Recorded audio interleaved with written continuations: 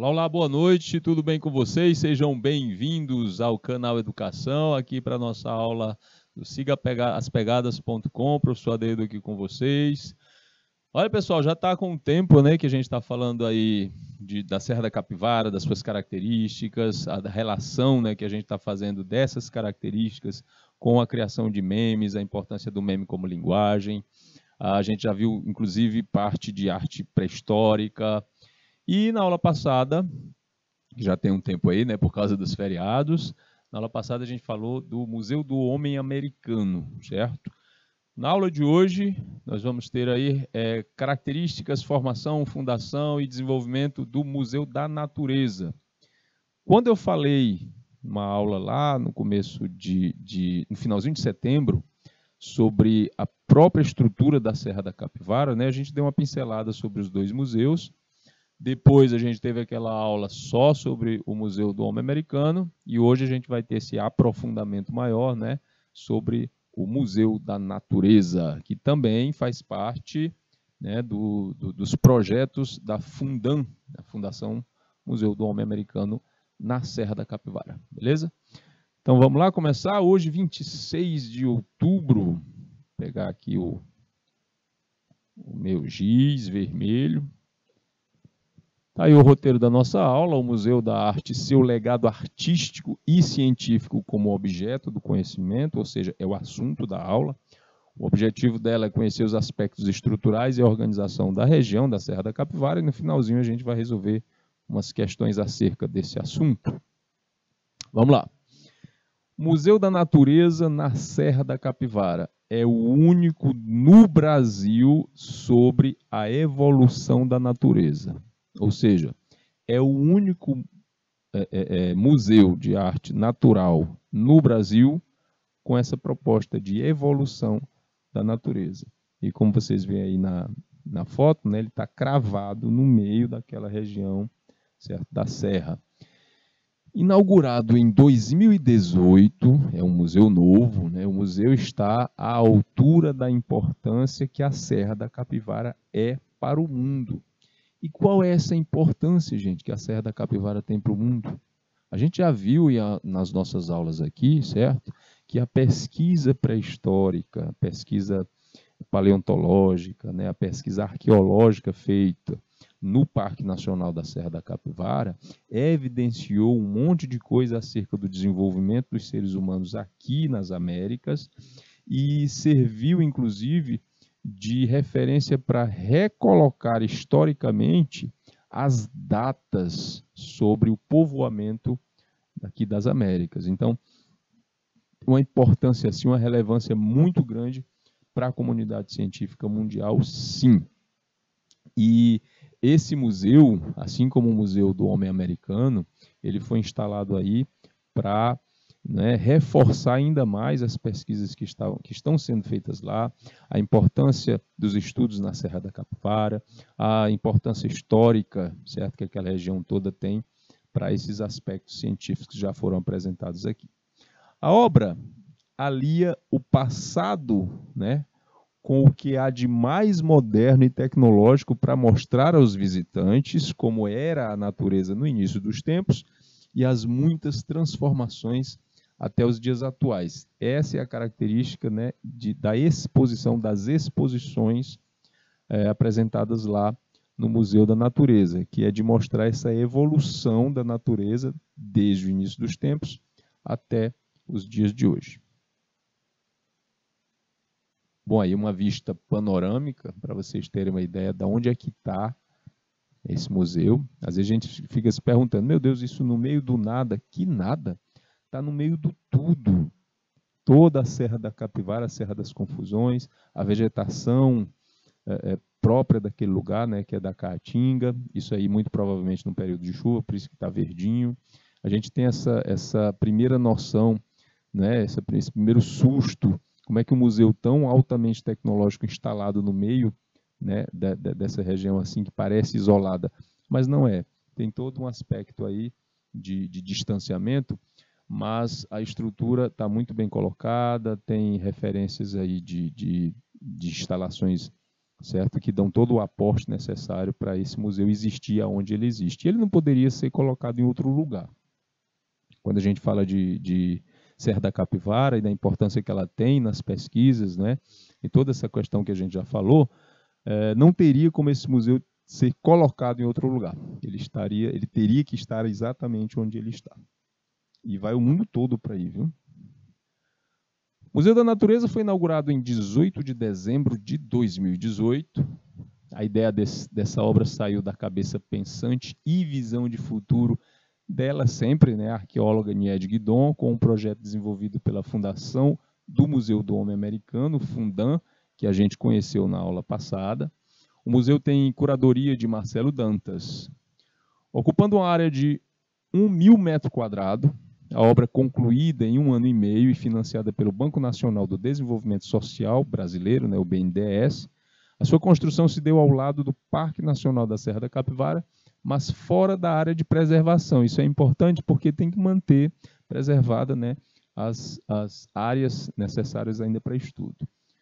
Com um prédio em formato de espiral, se você olhar direitinho aqui, né, a gente tem essa figura, essa outra aqui maior, ele começa aqui e ele vai espiralando, né?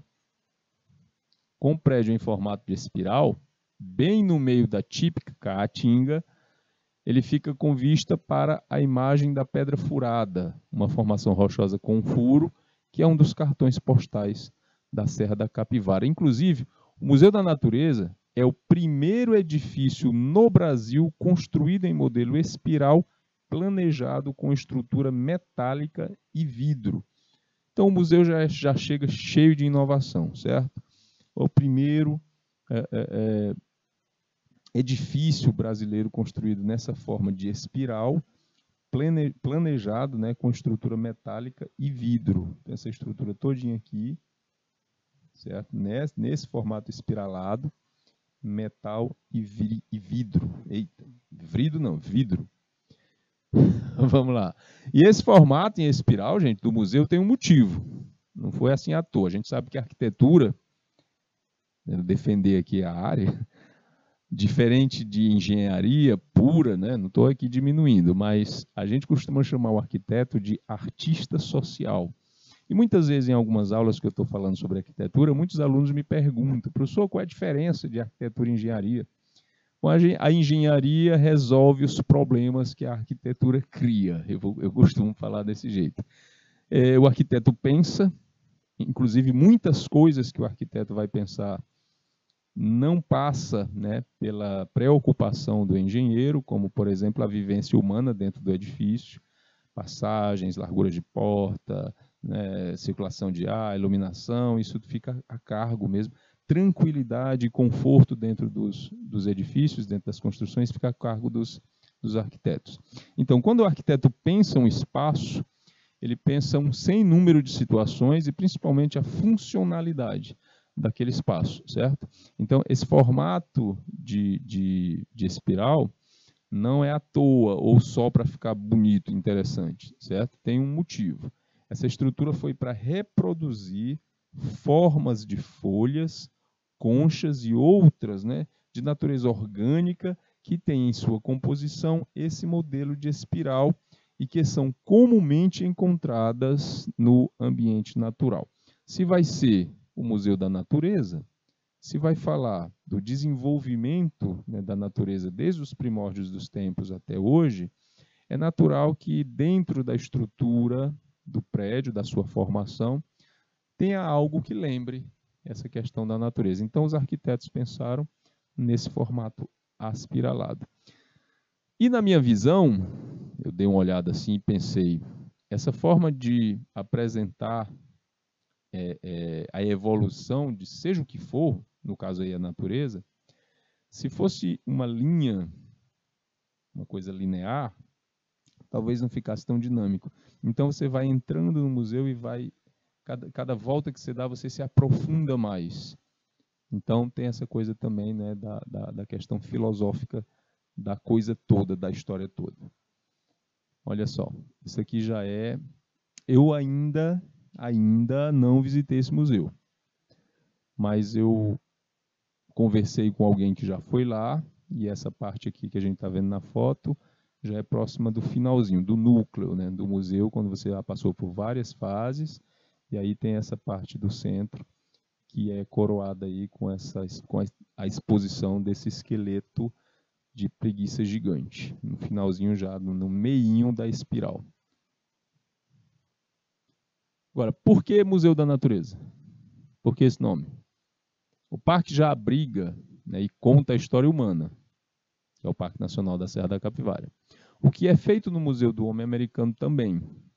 Faltava algo que pudesse contar a história natural, né, e todas as suas transformações milenares e os impactos ambientais. E assim nasceu o Museu da Natureza, que foi moldado por meio de quase 50 estudos feitos na região e que proporcionaram diversas descobertas da evolução da natureza. Pois bem, começa a fundação do Parque Nacional da Serra da Capivara, começam as pesquisas, começam as escavações, começam a datação dos materiais e a compreensão de como tudo aquilo, né, se desenvolveu, como tudo aquilo ficou daquele jeito. E o interesse, a preocupação e a curiosidade de explicar como tudo aquilo foi gerado, né, fica a cargo das exposições do Museu do Homem Americano através da Fundam. É claro que, paralelamente, entender como foi que a natureza se modificou durante todos esses anos, né, todas essas eras, serve também como um aporte, certo? De compreensão mais aprofundada desses aspectos naturais e históricos. Então, a instituição do Museu da Natureza vem ajudar ainda mais a gente ficar por dentro de como esses acontecimentos, né, foram sendo desenvolvidos durante as eras. E foram feitos bastantes estudos, e esses estudos deram aporte também, né, suporte para que o museu pudesse seguir essa linha expositiva. Único em todo o Brasil, e é importante a gente estar falando sempre disso, né? Ele mostra, por meio de exposições, fósseis e uso de tecnologias, a criação do universo, surgimento da raça humana, as transformações climáticas e ainda situa o visitante em meio a isso tudo e no local em que vive. Então, é uma aproximação de tudo que aconteceu nessas eras a nível de universo mesmo, galáxia, o nosso sistema solar, nosso planeta, e a coisa vai ficando cada vez mais micro, né, do macro ao micro, até chegar em você que está ali no meio da exposição, tentando entender o processo e acaba se vendo no meio do processo e se entendendo também, enquanto peça desse quebra-cabeça, certo? Histórico-social. Ok? Por isso, situa o visitante em meio a isso tudo e no local em que vive. Beleza? Adiante. Aqui uma das salas, certo? Que vai fazer essa proposta de situar você no local, nas eras, né? Na passagem do tempo e em conhecimento da flora e da fauna de cada época, certo? Que a natureza se propôs a construir, colocar, e ela mesma se propôs aí, né, fazendo com que essas coisas desaparecessem, porque os ciclos são esses, né? Os ciclos naturais aparecem, vão embora, e aí as coisas evoluem, quem evoluiu, evoluiu, quem não evoluiu, virou fóssil. E aí a gente vai entendendo melhor esses processos através das exposições. E mais uma vez eu coloco, porque muita gente me pergunta, professor, e esses esqueletos, como é que é? Eles são encontrados assim? É osso mesmo? Como é que isso é montado? Bom, os fósseis são petrificados, é bom que a gente fale isso. E os moldes retirados são de gesso em sua maioria. Essas técnicas elas melhoraram bastante, mas basicamente são moldes de gesso. Depois esses moldes são feitos em outros materiais e são recolocados nas exposições. Eu não tomei conhecimento até hoje de que haja ossos reais, né, em exposições desse tipo, mesmo porque são materiais muito preciosos para estudo, né, e frágeis, então eles não podem ficar sendo expostos dessa maneira, mas são réplicas e muito bem feitas. O que o pessoal da arqueologia sabe fazer é réplica bem feita para ser exposto, porque o que vai valer é a nossa compreensão do que está lá, é a nível visual mesmo, certo? A peça original ela vai ter mais importância na mão do pesquisador do que exposta. Por isso também que tem essa característica. Ao longo de 12 diferentes salas, essas são a quantidade de salas que você vai encontrar no museu, o visitante percorre o surgimento do sistema solar, vê a representação de novos e relevantes acontecimentos que vão desde a formação e o desenvolvimento da vida no nosso planeta, passando pelo movimento de placas tectônicas, os momentos de avanço e de recuo do mar sobre os atuais continentes, o surgimento da vida fora da água, os ciclos, né, de aquecimento e resfriamento terrestre, o período de existência dos dinossauros, de animais da megafauna, entre outros. Então, é todo aquele ciclo que vai dar exatamente no tempo que nós estamos hoje. Enquanto algumas salas apresentam os fenômenos naturais e climáticos no planeta como um todo, outras deixam o visitante inteirado sobre a região onde o parque se situa, ampliando e aproveitando, né, da experiência singular que é visitar a Serra da Capivara. Então, quando você vai visitar esse parque, você vai passar por experiências de aprendizado, né, muito ricas, dada a maneira com que as coisas estão expostas lá, dada a tecnologia que você vai encontrar para entrar em contato com essas informações que vão chegar até você. E muitas vezes essas informações também vão chegar não através de tecnologia avançada, mas da maneira com que a exposição, né, te aborda. Ok? Tem algumas coisas bastante interessantes lá. Aqui meio que uma planta para a gente entender como é que as exposições são feitas, né, e a quantidade de salas. Então são 12 salas, a gente tem aqui do primeiro que parte daqui, certo? Vai nesse sentido, né, passa por aqui e vai chegar na última sala, que é aqui a 12ª. A gente vai ter o início da matéria na parte 1. Na parte 2, a tectônica de placas, que vai explicar aqui nessa parte, né, explicar como é que a crosta terrestre se comportou desde que ela se formou até hoje, essa coisa da formação dos continentes, né, a deriva das placas tectônicas, etc. Uma sala específica sobre água, né, que é na sala 3. O chamado suco de dinossauros, na sala 4, né, onde a gente vai aprender sobre a era, né, dos dinossauros que se extinguiram há mais ou menos 65 milhões de anos atrás. As grandes eras glaciais na sala 5, com o chamado gelo infinito. Logo na sequência, a primeira transformação na sala 6. Voltando bem aqui nessa imagem, vocês estão vendo aqui, essa sala, ela é exatamente aqui a sala 7 do desfile animal, certo?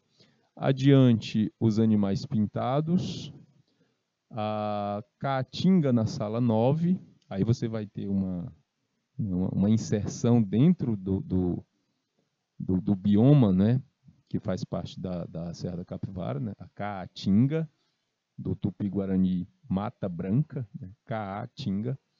Na sala 10, voo livre, e a gente vai explicar lá na frente o que é exatamente esse voo livre. Na sala 11, animais noturnos. E na sala 12, a próxima mudança, que é uma sala que vai te mostrar, né, a partir dos acontecimentos que você já passou nas outras salas, o que tem adiante, né, o que espera, certo? Essa mesma natureza, considerando esse andar histórico, né, de transformações que o planeta sofreu desde o começo. Beleza? Adiante. Bom, cada ciclo climático ou evento externo como, por exemplo, a queda de asteroides, né, provocam novas condições para a vida no planeta. E a extinção e a existência de novas espécies de fauna e flora. Isso aí você já deve ter visto, né, nas suas aulas de história, nas aulas de biologia, certo? Nas aulas de química, sempre tem um olharzinho para trás, né, para a pré-história, para a gente entender como é que os materiais funcionam, como é que a vida se adapta, como é que a coisa ocorreu, ok? Então a gente entende que o planeta passou por alguns eventos catastróficos que foram importantes para essa mudança, certo? Tanto de clima quanto da variação da fauna e da flora no planeta, e uma espécie que reinava absoluta, né, um exemplo, os dinossauros, passou a não existir mais, dando vaga para outra espécie que evoluiu e que acabou tomando esse lugar, né, de domínio no planeta. Bom, e é esse, né, tudo isso é o mote que conduz o visitante pela exposição, a compreensão desse processo todo, né, de mudança de evento climático externo e toda a evolução, né, das espécies de fauna e flora. O Marcelo Dantas, que é curador do museu, ele explica o seguinte, entre aspas, a gente olha para a natureza, né, com o clima sendo o narrador. Toda vez que ele muda tudo em volta. O clima é a instância definidora da existência e da vida. E é sobre ele que iremos contar a história dos tempos que aconteceram, né, a história da humanidade. Isso aí é a fala do curador do museu, o Marcelo Dantas. E quando ele fala de clima, o clima é a instância definidora da existência e da vida, aí ele traz para a gente um pensamento, né, que é absolutamente atual, que é essa coisa do aquecimento global. Quando eu era adolescente, a gente chamava de efeito estufa, né, que era a primeira coisa que estava acontecendo, os primeiros alertas na década de 80 sobre essa coisa do aquecimento global, a gente ouviu muito falar de efeito estufa. É sabido de todo bom estudante cientista de que o movimento do clima no planeta é que vai dizendo, é que vai definindo como a vida vai se estabelecer nele. A gente passou por várias eras diferentes, as duas grandes eras glaciais, o aquecimento, né, e o resfriamento do planeta vai definindo quem fica e quem vai. Quais são os fatores que vão definir esse clima? Até há uns 50 anos atrás, certo? Esses fatores eram conhecidos tão somente como fatores meramente naturais, certo? E aleatórios, como a queda de um asteroide, o degelo, né, de placas de gelo pelo mundo todo, entre outras coisas. Pela primeira vez, toda a comunidade científica está concordando que, pela primeira vez, o clima está sendo modificado por uma espécie. O ser humano está mexendo, está tirando, está modificando, está explorando os recursos naturais a ponto de criar tecnologias, de criar formas de deslocamento, de criar a sua vida dentro do planeta, de maneira que ele não está pensando na reposição, nas reposições. Isso tem criado, nos últimos 50 anos, uma modificação enorme no clima, não é? E no aumento da temperatura, o que a gente chama hoje em dia de aquecimento global. E pela primeira vez, os cientistas concordam em dizer que uma espécie vai provocar, ou já está provocando, uma mudança tão importante no clima que poderá trazer, né, uma outra situação, uma outra grande mudança, certo, para o planeta.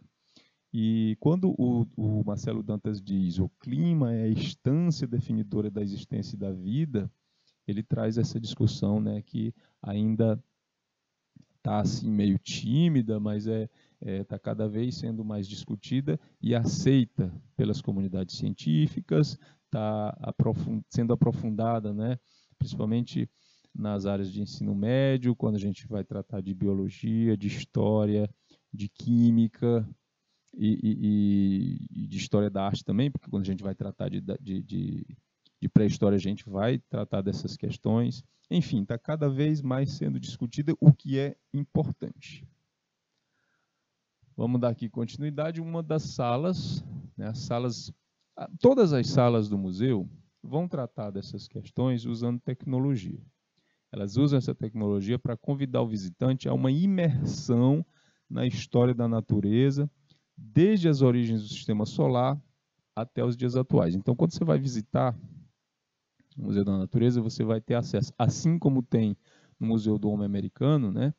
Você vai ter acesso no Museu da Natureza a mídias e abordagens que vão usar essa tecnologia para fazer você se sentir o mais dentro possível desses eventos que são apresentados lá, certo? Então, é um museu extremamente tecnológico, com recursos assim de deixar a gente de queixo caído, certo? No meio da Caatinga.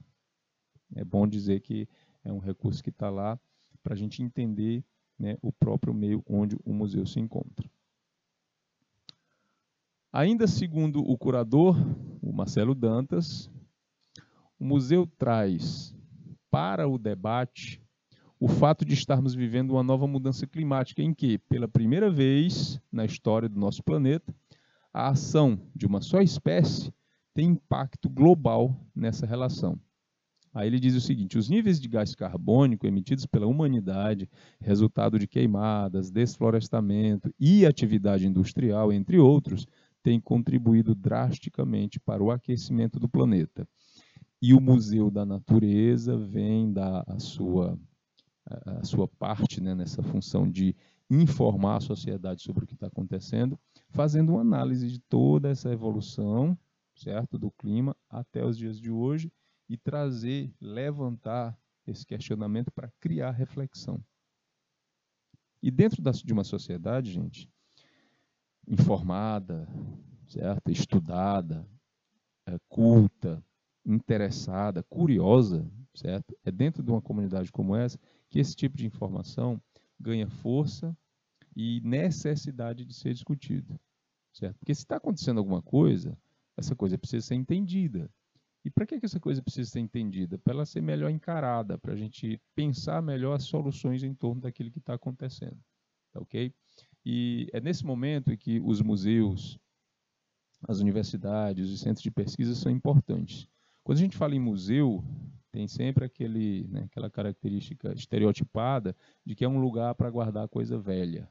E o museu, os dois museus da Fundam, Fundação do Homem Americano, o Museu do Homem Americano e o Museu da Natureza, vêm exatamente para quebrar esse estereótipo. Muitos deles pelo mundo são assim. Esses dois aqui no Brasil para quebrar esse estereótipo de que museu é lugar para guardar coisa velha apenas, certo? É um lugar de formação e principalmente de exibição, não só das peças que estão lá, mas de todo o trabalho gerado pelo próprio parque da Serra da Capivara, pelas próprias pesquisas que estão lá. Não só a Nied Guidon, lá tem um monte de gente fazendo o seu papel lá, né, de criador de conhecimento. Lá você vai ter desde os estagiários dos cursos que são envolvidos lá com o processo, até doutores, pós-doutores, estudando, pesquisando e criando material para que esse museu possa existir lá.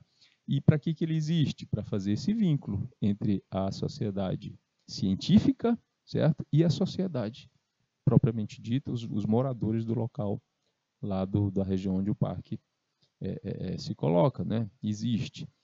E essa ponte é extremamente importante, porque se ela não acontecesse, certo? Qual seria o objetivo da existência das pesquisas lá se ela não atingisse o cidadão comum, se ela não informasse, certo? Se ela não enriquecesse a curiosidade das pessoas acerca de um local que, apesar de muitos morarem lá, poucos reconhecem a importância. Ok? Então, vamos lá. Lembra aquela sala que eu falei lá? Eu vou voltar aqui um pouquinho só para... Eita, que eu vou e volto. Bem aqui na sala 10 do voo livre. Pois pronto, é nessa sala aqui do voo livre que a gente apresenta essa exposição. A linguagem usada no museu vai combinar cervos, tecnologia, documentos, né, científicos e evidências materiais, além de animação, recursos cenográficos e conteúdo audiovisual. Imagens aéreas feitas com drones conduzem o visitante por meio de um passeio virtual pela topografia, né, do parque, por seus cânions, boqueirões, cavernas e flora. A experiência pode ser feita com óculos de realidade virtual, simulando o voo em uma asa delta. Então, o visitante se coloca em estruturas como essas aqui, né, como se fosse uma asa delta, coloca um óculos de realidade virtual e ele passa pela experiência visual, né, de fazer um voo por cima de todo o parque, vendo os cânions, os boqueirões, as cavernas e a flora de todo lugar. Então, é uma coisa bastante interessante e inovadora para esse tipo de museu, certo? Então, o museu acaba sendo uma espécie de parque também, ok? Para os curiosos, né? Para os interessados. E eu acredito que são bastantes, né? Bom, fósseis de animais achados na Serra da Capivara, desde a megafauna aos nossos tempos, estão dispostos em uma vitrine.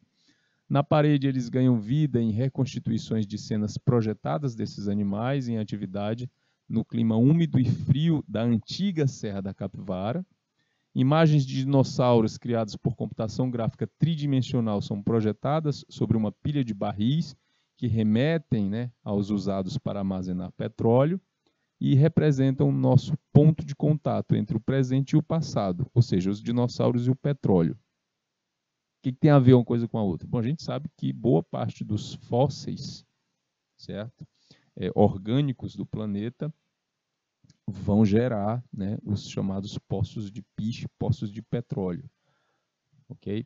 Quando o mundo começou a ser povoado de vida em massa, isso vai ser mais ou menos 500 milhões de anos atrás, num período chamado de pré-cambriano e cambriano, certo? Onde a explosão de variedade de vida aconteceu, certo?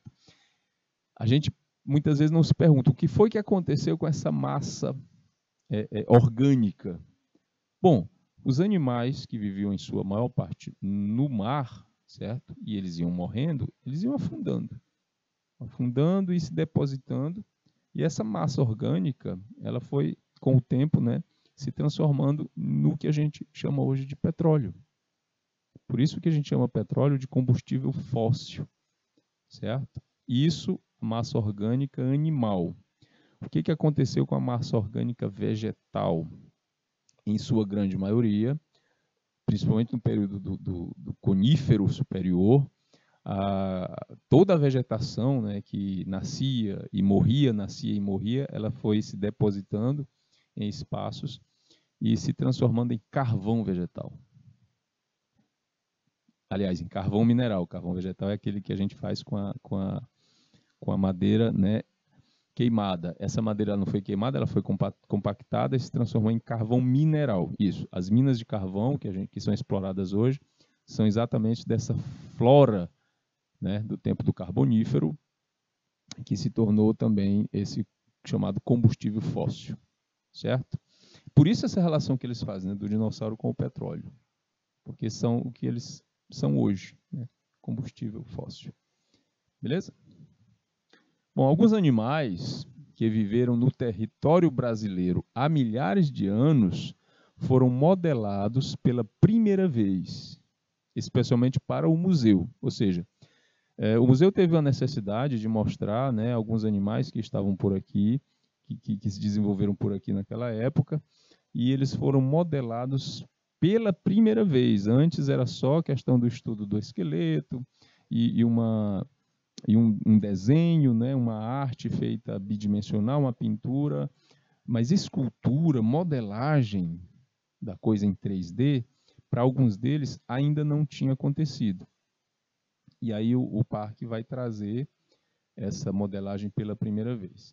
Animais como preguiça gigante, lhamas, ursos, mastodontes, entre outros, né, que emigraram para o sul há milhares de anos e sobreviveram na região da Serra da Capivara e arredores, até por volta de 10 mil anos atrás, como é o caso aqui desta preguiça gigante.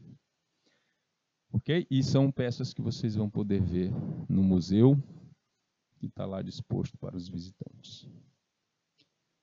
Bom, com o Museu da Natureza, o visitante do Parque Nacional da Serra da Capivara aumenta e muito o aproveitamento da experiência singular que é visitar essa região, ganhando uma visão mais abrangente de como era a vida dos nossos ancestrais, que deixaram tantas marcas de sua presença por ali.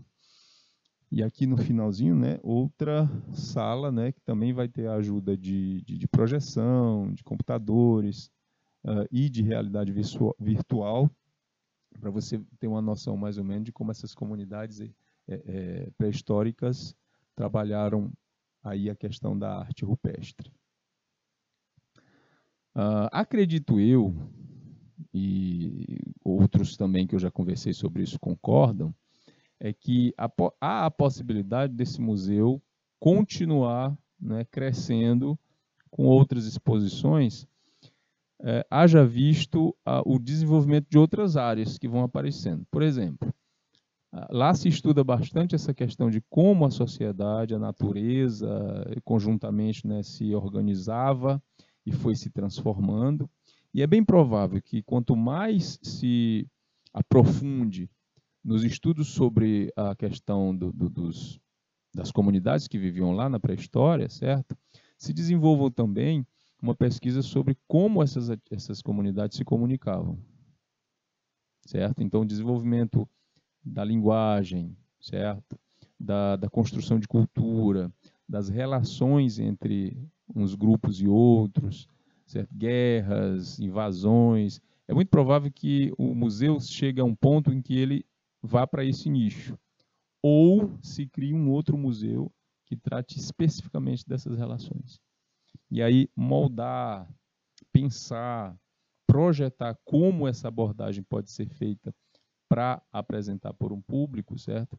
Vai ser uma coisa bastante interessante. Então, acredito eu que é uma coisa que se desenvolva para esse lado aí. Essa daqui é uma das salas que eu falei para vocês, que não precisa nem de tanta tecnologia para você se encantar com o processo. Essa sala tem um monte de micropeças, são insetos, são pequenas folhas, pedrinhas, pedronas, coisas que foram colocadas em cristais de resina e eles ficam espalhados por essa sala espelhada, certo? Com pequenos pêndulos. Isso cria uma experiência visual fantástica. Bom, é nesse sentido que Nied Guidon comemora a inauguração do museu. Segundo a arqueóloga, que tem seu nome diretamente ligado à preservação do acervo da região e com a criação, né, e gestão do parque desde a fundação em 79, o Museu da Natureza vai complementar o conteúdo histórico e educativo do parque, composto pelo Museu do Homem Americano, pelo Centro de Pesquisas da Fundam, a Fundação Museu do Homem Americano, que é responsável pela preservação do parque, e pelas centenas de sítios arqueológicos visitáveis. Gente, centenas. A gente fala de Parque Nacional da Serra da Capivara e muita gente só vê isso. Ah, é um parque nacional, tem uma pedra lá, que tem umas pinturas e tem um povo enterrado. Toda aula que eu venho aqui para vocês mostrar o Parque Nacional, mostrar um museu, mostrar um outro museu, mostrar as pesquisas, a gente vai tendo noção da grandiosidade que é aquela região, certo?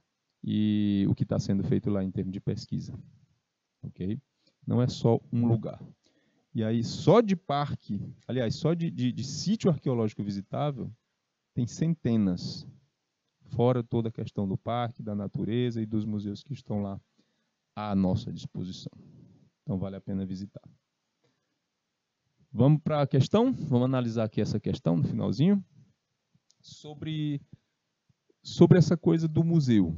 A gente falou lá no início, eu falei para vocês, no início não, já na metade, que muita gente pensa que museu é só isso, é um lugar para guardar coisa velha. Mas só guardar? Você já ouviu falar em colecionador, né? Se você coleciona alguma coisa, você sabe que colecionar não é só guardar. O colecionador tem a sua coleção, ele cuida da sua coleção, ele estuda a sua coleção, ele conhece os materiais, ele conhece os itens da sua coleção, ele sabe história, ele sabe definição, ele sabe origem. Então, um bom colecionador é aquele que tem estudo aprofundado sobre aquilo que coleciona. Isso acontece com qualquer material. Eu colecionei selo quando era adolescente e era encantado com filatelia. Mas aí depois eu parti para outra coisa. Mas assim, e o museu, ele não é só um depósito. O museu, além de colecionar, ele se aprofunda. Então a gente tem aqui uma coleção de pássaros e de insetos, né, do Museu Nacional de História Natural dos Estados Unidos. Você vê aqui, né, gavetas infindáveis com pássaros e aqui outras com insetos. Bom, os zoólogos, em seus museus de história natural, sem se deslocarem mais do que poucos metros e abrindo apenas algumas gavetas, puderam viajar através de todos os continentes. Muitos aspectos comuns que não podiam ser vistos em espécies perigosas, distantes no tempo e no espaço, passaram a aparecer facilmente entre o conteúdo de uma vitrine e o da próxima. Esse é o texto, né, e a figura. No decorrer dos séculos 19 e 20, museus de história natural foram criados em diversos países.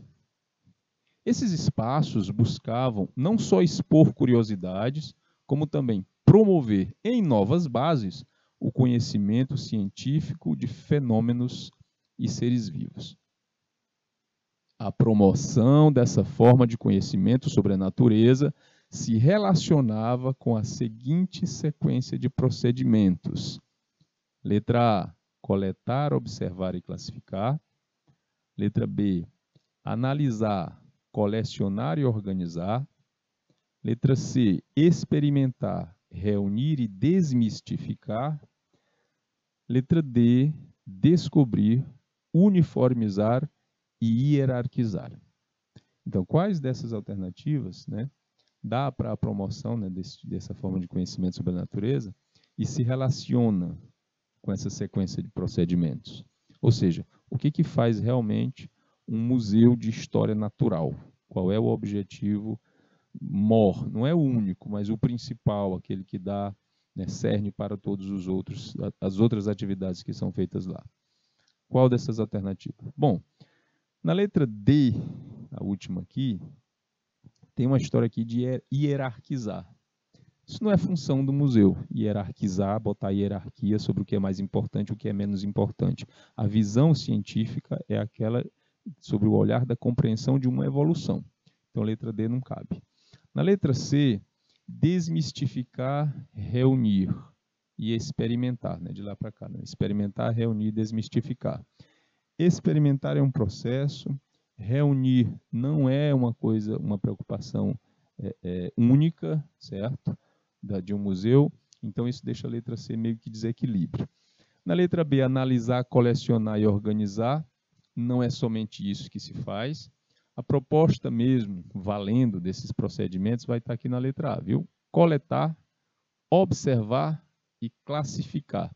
Aí vai ter condições de levar adiante uma pesquisa e uma proposta museológica. Ok? Então, letra A. Bom, gente, essa foi a nossa aula.